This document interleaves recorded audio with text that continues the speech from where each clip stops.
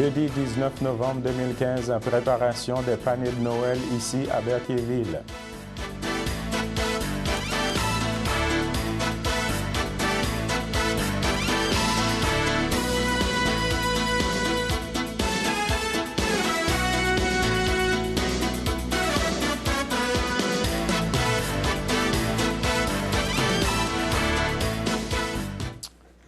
Bonjour à tous, bienvenue dans notre bulletin de nouvelles de CTRB pour aujourd'hui. Eh bien, justement, on s'active pour les paniers de Noël ici à Berthierville. La concertation se manifeste de nouveau en matière d'aide aux personnes démunies à Berthierville. Le groupe d'entraide en toute amitié et la Société de Saint-Vincent-de-Paul organisent des événements afin d'être en mesure d'offrir conjointement le plus grand nombre possible de paniers de Noël. Une activité au Métro Plus de Berthierville, une collecte de denrées non périssables, une guignolée à Berthierville et à Sainte-Geneviève de Berthier et un dîner soupe spaghetti sont notamment à l'horaire. Le groupe entraide en toute amitié à une table au Métro Plus les 20 et 21 novembre 2015 de 10h à 18h. Il effectue un tirage d'un panier d'épicerie équivalent à 150 $. Les 27, 28 et 29 novembre, la guignolée de Saint-Vincent-de-Paul se fera dans les rues de Berthierville et à Sainte-Geneviève de Berthier. Des tirelires seront également disponibles dans les commerces de Berthier. Des cueillettes de denrées non périssables seront faites dans plusieurs commerces, écoles et garderies. Le dimanche 29 novembre, un dîner bénéfice soupe spaghetti dès 11h30 à 13h sera servi dans le gymnase de l'école Sainte-Geneviève de Berthierville. C'est une activité du groupe en toute amitié. Les billets sont de 15 $ et sont disponibles au comptoir de meubles en toute amitié à la friperie Labitou. Les denrées non périssables et l'argent récolté serviront à la préparation de paniers de Noël. Les formulaires de demande sont disponibles au groupe en toute amitié remplis.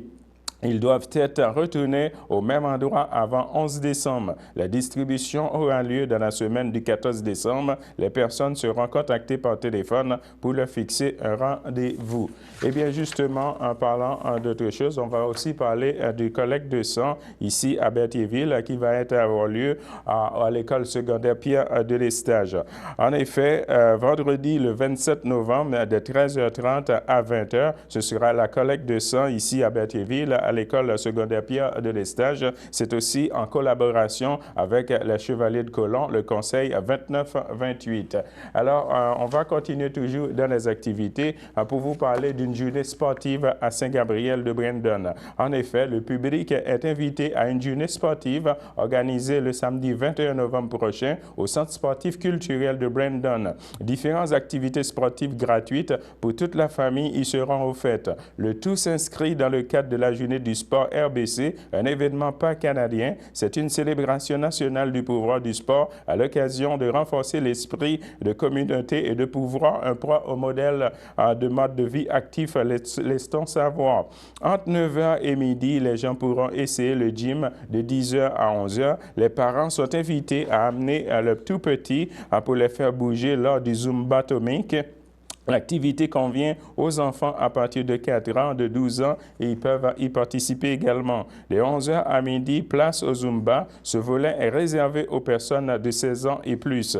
De 13h à 14h, une séance de patin libre est prévue. Les enfants doivent obligatoirement être accompagnés d'un adulte. Au cours de la même heure, il sera possible d'essayer le cours d'aquaforme. Eh bien, justement, parlons d'activités sportives. Vous savez tout aussi bien que moi, l'automne, c'est la saison des déprimes, c'est la saison grise. Eh bien, regardez un extrait d'une conférence que j'ai assistée ici pour CTRB. Et donc, la pensée positive amène les chercheurs à conclure que les religieuses heureuses vivent plus longtemps. Donc, si c'est bon pour les religieuses, ça devrait être bon pour nous aussi, hein, naturellement. J'ai fait une petite recherche sur les hormones du bonheur, comme je vous disais tantôt. Il y en a plusieurs. Moi, je pensais qu'il y avait une hormone du bonheur. Je me suis dit, je vais faire ma recherche, mais j'ai appris qu'il y en avait plusieurs. Les vendus sur le marché? Je vais vous expliquer comment on peut stimuler ces hormones-là. Donc, on dit que le bonheur, c'est dans la tête. L'état de bien-être qu'on ressent à certains moments de la journée est provoqué par des hormones et des neurotransmetteurs qui agissent sur le système limbique de notre cerveau. Donc, il y a un professeur de l'Université McGill et qui est directeur des affaires académiques à l'Institut Douglas, M. Joseph Rockford, qui compare ce système à un grand tuyau qui pompe le plaisir. Lui, il dit le défi en ces temps de déprime saisonnière, c'est donc de stimuler nos hormones pour que notre cerveau pompe du bonheur. L'endorphine. L'endorphine, lorsqu'elle est libérée, agit sur le système et son action peut être locale ou globale, d'après le professeur de l'université. Et a pour effet de relaxer les muscles et de soulager la douleur. Pour la sécréter, il suffit de faire de l'exercice, de manger du chocolat, de boire du vin ou de faire l'amour, le tout avec modération. Hein? Jusque-là, c'est pas trop compliqué. Hein? La sérotonine. Le lien entre la sérotonine et le bonheur n'est pas direct. Par contre, on dit que son action est beaucoup moins importante que celle de l'endorphine, mais elle peut malgré tout remonter le moral d'une personne déprimée. Donc, encore là, les chercheurs nous disent que pour encourager notre production de sérotonine, il faut manger des aliments qui contiennent du tryptophane. Cet acide aminé est surtout présent dans la viande, le poisson, les œufs, les produits laitiers et les fruits secs. Dans cette même conférence, l'intervenante a aussi parlé des pistes de solutions. Regardez l'extrait. On peut intégrer ça dans notre alimentation. On parle aussi de la mélatonine, qui est l'hormone du sommeil. C'est la mélatonine lorsque la durée d'ensommeillement est restreinte. Comme c'est le cas pendant l'hiver, on en sécrète beaucoup moins. Donc, on suggère de s'exposer une trentaine de minutes le matin au rayon d'une lampe médicale spéciale pour retrouver l'énergie. Des lampes de luminothérapie qui existent, il y a beaucoup de gens qui utilisent ça. Et la dernière hormone qui est l'ocytocine. Bon, elle n'est pas facile à dire celle-là, mais c'est une hormone liée à l'attachement. Donc, elle est entre autres sécrétée par les femmes qui accouchent et par celles qui allaitent leur enfant. Et on dit que les couples qui s'embrassent la produisent aussi, selon une expérience menée par un chercheur, un psychologue qui est renommé. Donc, il a demandé à 15 couples de se bécoter pendant un quart d'heure. Et le résultat, c'est que le niveau de stress a diminué alors que celui de l'oxytocine augmentait. Donc, je trouve que c'est plutôt plaisant d'apprendre ça. Hein? C'est toutes des choses qui ne sont pas nécessairement compliquées à mettre en pratique. Alors, si le 19 octobre dernier, c'était le début de la collecte de feuilles ici à Berthierville, eh bien, à titre de rappel, le lundi 23 novembre, ce sera la deuxième journée du ramassage de feuilles mortes ici à Berthierville. Alors, et aussi, le service de l'environnement de la MRC de Dautrey vous invite à consulter votre Publisac de la semaine débutant le 7 décembre prochain. Le calendrier de 2016 de la MRC y sera inséré. Alors maintenant, on va parler des métiers d'art qui sont à l'honneur. Justement, le Salon des métiers d'art de la Naudière s'apprête à s'ouvrir ses portes pour une 17e édition de ses découvertes. C'est du 19 au 22 novembre au Centre Saint-Jean-Bosco sous le thème « Aux couleurs de l'artisanat créateur » que la population est invitée à plonger dans l'univers des métiers d'art. La 17e édition du Salon qui se déroule en cette année des métiers d'art rendra hommage aux artisans créateurs pour leur rapport au monde artistique et culturel. À l'approche des fêtes, le Salon des métiers d'art est une belle occasion de découvrir le talent d'ici, de faire des rencontres enrichissantes et d'encourager l'économie sociale. C'est Jean, dénommé directeur général de la Caisse des Jardins de Joliette, qui agit à titre de président d'honneur à l'événement, et ce pour une 8e année. Le Salon des métiers d'art de la Naudière réunit cette année 34 artisans qui œuvrent de des médiums variés: bois, céramique, cuir et peau, métaux, verre, pâte de polymère, textile. Le public pourra également découvrir la collection aux couleurs de l'artisan créateur orchestrée par la présidente des métiers d'art de la Naudière, Mme Jocelyne Binette, et qui regroupe une douzaine d'artisans. Alors, mesdames et messieurs, on va s'arrêter là pour une petite pause. Le samedi matin, dès 9h30, nos téléspectateurs sont invités au Super Bingo télévisé diffusé de nos studios de Berthierville. Un montant de 600 $ est disponible chaque semaine lors de cette joute de bingo télévisé. Un animateur et 3 bénévoles se succèdent à la caméra de CTRB dans le but de vous faire passer une petite heure agréable et payante le samedi matin. On peut se procurer les cartes de jeu chez les dépositaires autorisés participants à Berthierville, le dépanneur Formule 1, rue Gilles Villeneuve, le marché IGA Extra sur la rue Gabriel Brissette, le dépanneur Gauthier Savard au 480 Montcalm, le marché Métro rue Notre-Dame, la pharmacie Brunet rue Frontenac, le garage Pétroté sur la rue Gilles Villeneuve et à Saint-Ignace-de-Loyola, le marché Aldo rang Saint-Michel, le dépanneur Le Magasin Esso sur le chemin de la Traverse. Et c'est un rendez-vous tous les samedis matins à 9h30 sur les ondes de CTRB, votre télévision régionale et communautaire.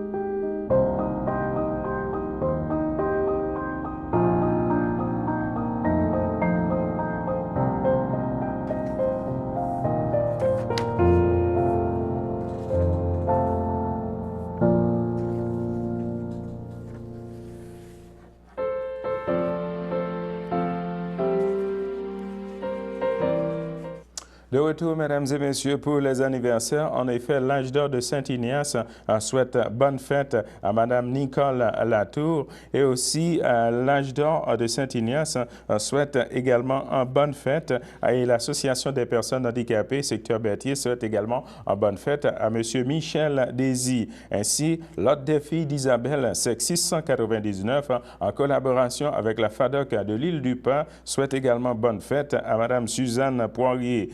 L'équipe du Centre d'action bénévolat de Dautrey souhaite également une bonne fête à Mme Nicole Thibault de Saint-Ignace de Loyola. Et aussi, l'équipe de CTRB souhaite également une bonne fête à M. Patrick Jean Dron. Alors, ça, c'était pour les anniversaires d'aujourd'hui. Eh bien, justement, je vais vous parler d'autre chose. Si tout à l'heure, on parlait des activités en plein air à cause de l'automne et aussi qui est une saison de déprime, comme on dit souvent, eh bien, regardez, il y a aussi dans la région, ici, à Sainte-Geneviève-de-Berthier, on peut avoir des activités de plein air. Regardez l'extrait. Ici Jean-Louis pour CTRB. Je suis ici à la pépinière de Sainte-Geneviève-de-Berthier en compagnie du maire de Sainte-Geneviève-de-Berthier et aussi M. Pierre Blais de la table des aînés. Bonjour, messieurs. Bonjour. OK. Parlez-moi donc de cette activité qui se fait aujourd'hui ici à Sainte-Geneviève-de-Berthier. Qu'est-ce qu'il y a d'original dans cette activité-là?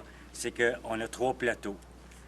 Il y a des gens qui s'en vont en forêt, il y a des gens qui écoutent une conférence, puis il y a d'autres gens qui s'en vont à la pépinière. Puis je trouve que la formule, la logistique, fait que ça tourne. Hein? Ceux qui arrivent de la pépinière s'en vont à la conférence. Puis on a une magnifique journée pour ça, là. OK. Et vous, monsieur le maire, pour cette belle journée-là, cette belle journée d'automne-là, qu'est-ce que vous avez à dire de CTRB pour nous? Moi, je voudrais juste dire que pour ceux qui n'ont pas été ici, ils ont manqué une très belle journée. On a un beau paysage, on a une belle place. La pépinière provinciale, c'est un endroit qui est un joyau pour le Québec. Et je vous dis que ceux qui ont participé, je pense qu'ils ont eu une belle journée. Est-ce que cette pépinière-là, ici, a un site Internet où on peut aller voir les images, tout ça, parce que c'est vraiment une très belle place? Ça, je ne peux pas vous dire. Ce serait de vérifier, c'est sûr, c'est gouvernemental. Ce serait d'aller peut-être sur Pépinière de Berthierville, puis il y aurait peut-être des informations que les gens pourraient avoir sur la pépinière. OK. Monsieur Pierre Blais, est-ce que c'est la première fois que la Table des aînés organise des journées comme ça ici à la pépinière de Sainte-Geneviève de Berthierville? Bien, ici, à la pépinière, oui, mais la Table des aînés existe depuis 5 ans. Et puis, financièrement, pour nous soutenir, on a besoin quand même d'argent pour préparer les activités. Alors, on a la municipalité de Sainte-Geneviève, de l'Île-du-Pas, l'île Saint-Ignace et Berthier. Fait qu'on s'arrange tout le temps pour faire les activités à chacune de ces places-là.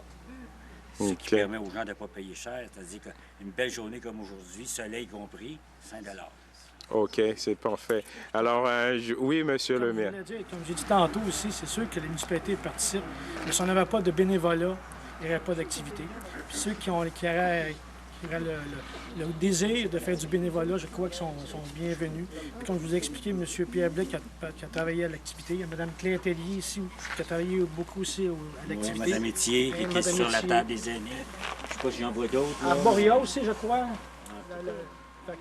Ah, Mme Chélicou, Mme Bergeron qui sont sur la table des aînés aussi. OK. Des gens qui se dévouent.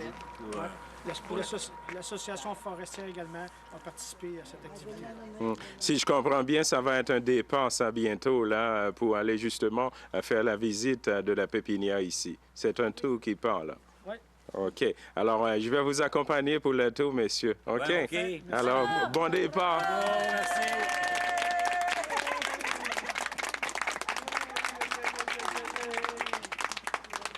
Bonne route. Merci. Geneviève de Berthier pour vous présenter un petit extrait comment s'est déroulée justement cette activité de plein air à la pépinière de Sainte-Geneviève de Berthier. Regardez l'extrait.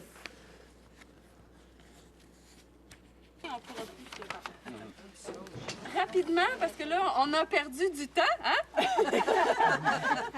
Vous avez ici le bâtiment, la première école de garde forestier du Québec. La pépinière, elle, quant à elle, est sur pied depuis 1908. Il y a eu un incendie, il y a eu toutes sortes de choses qui ont fait en sorte que finalement, le bâtiment le plus ancien qui reste encore, si je ne m'abuse, c'est celui qu'on entreaperçoit là, de briques et blanc à l'étage. Celui-là, non, c'est faux? Bon, c'est faux. Alors, c'est lequel? C'est le bureau, celui-là. OK. Dans les années 1900. Fait que le bureau avait été bâti avant.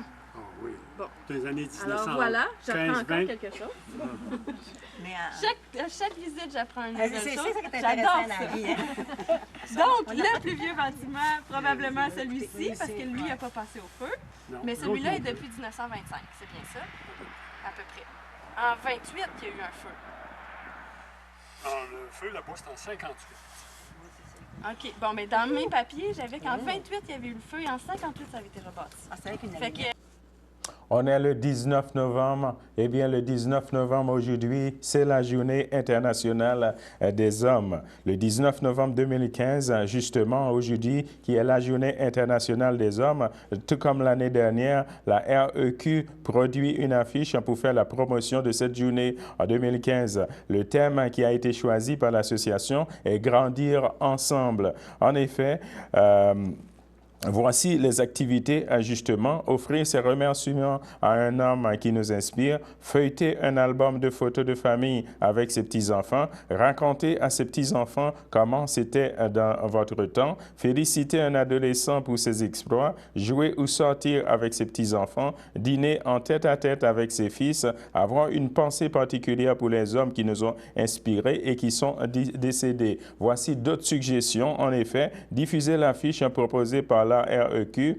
écrire un article dans le journal local sur un homme remarquable, écrire une lettre ouverte dans les médias sur le thème du jour et diffuser un message pour souligner la journée sur les médias sociaux. Eh bien, justement, c'était pour vous signaler que c'est aujourd'hui la journée internationale des hommes. Parlant de journée internationale des hommes, eh bien, je vais vous parler d'une autre activité. C'est la Chambre de commerce et d'industrie de Berthier, d'Autrey, ici dans la région, qui vous invite le mardi le 1er décembre à un 5 à 7 à la Grosse Bertha. Le prix de la présence, ce sera de 10 $. Pour toute information et réservation, vous pouvez toujours communiquer avec le 450-836-4689.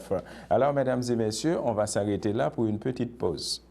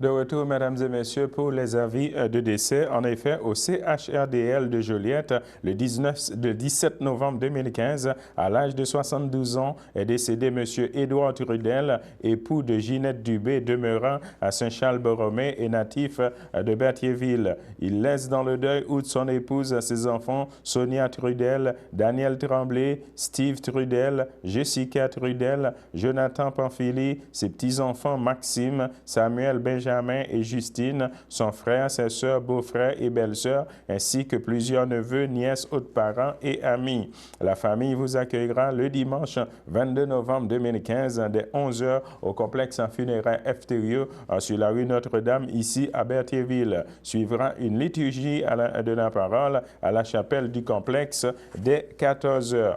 Notre avis de décès, mesdames et messieurs, pour vous dire toujours au CHRDL de Joliette, le 16 novembre 2015, à l'âge de 88 ans, est décédé M. Normand Brizard, fils de feu Cadbert Brizard et de feu Germina Morel, demeurant à Berthierville. Il laisse dans le deuil sa sœur Florence Brizard, sa belle-sœur Denise Franqueur, feu Antonio Brizard, plusieurs neveux, nièces, autres parents et amis. La famille tient à remercier tous les employés des soins intensifs du CHRDL de Joliette et les responsables des soins à domicile du CRSC de Berthierville pour les bons soins prodigués. La famille vous accueillera le samedi 21 novembre 2015 dès 11h au complexe funéraire FTU, ici sur la rue Notre-Dame à Berthierville. Suivra une liturgie à la chapelle du complexe également dès 14h. Eh bien, on va passer à un sondage, justement un sondage de la chaîne Argent pour vous dire que le nombre de demandes d'aide alimentaire au Québec a augmenté de 5,9% cette année par rapport à 2014 et les bénéficiaires ne sont pas tous au chômage. En mars dernier, plus de 10% des personnes qui ont cogné à la porte des banques alimentaires occupaient un emploi et 6,9% étaient propriétaires de leur résidence. Depuis 2008, l'augmentation de la demande d'aide alimentaire a grimpé d'environ 28% selon les plus récentes données des organismes de banque alimentaire du Canada et Banque alimentaire du Québec compilées dans l'enquête annuelle Bilan Fin. En 2008, en pleine récession, les banques alimentaires du Québec ont fourni de l'aide à près de 127 356 personnes. En mars dernier, 63 152 Québécois qui ont reçu des denrées. Dans un mois typique, les banques alimentaires québécoises répondent à 1,7 million de demandes d'aide alimentaire, ce qui représente 342 987 paniers de provisions distribués à des individus ou à des familles.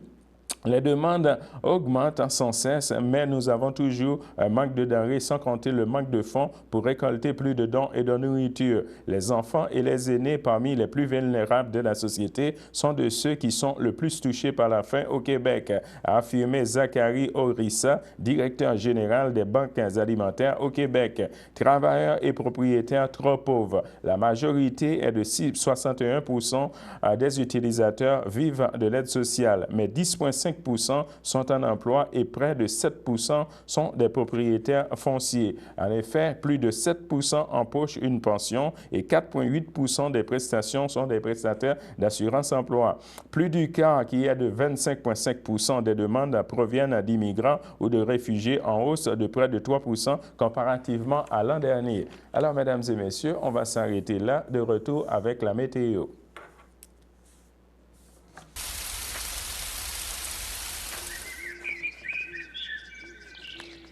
Alors, de retour avec la météo, présentement, on a un ciel nuageux, un maximum de 10 degrés Celsius et un temps ressenti de 8 degrés. Pour ce qui est de jeudi dans l'après-midi, on va avoir un ciel avec faible pluie, un maximum de 12 degrés Celsius et un temps ressenti de 9 degrés et une probabilité de pluie de 90%. Pour ce qui est de jeudi dans la soirée, on va avoir un ciel avec faible pluie, un maximum de 11 degrés Celsius et un temps ressenti de 8 degrés et une probabilité de pluie pluie également de 90%. Pour ce qui est de jeudi, dans la nuit, on va avoir un ciel avec des risques d'averses, un maximum de 5 degrés Celsius et un temps ressenti de 1 degré et une probabilité de pluie qui est de 40%. Pour ce qui est de vendredi, dans la matinée, on va avoir un ciel généralement ensoleillé avec un maximum de 5 degrés Celsius et un temps ressenti de 1 degré et une probabilité de pluie de 10%. Alors, mesdames et messieurs, c'est ce qui complète notre bulletin de nouvelles pour CTAB aujourd'hui. Je vous donne rendez-vous demain midi, toujours à la même heure. Alors, bonne journée à vous sur notre antenne. Merci.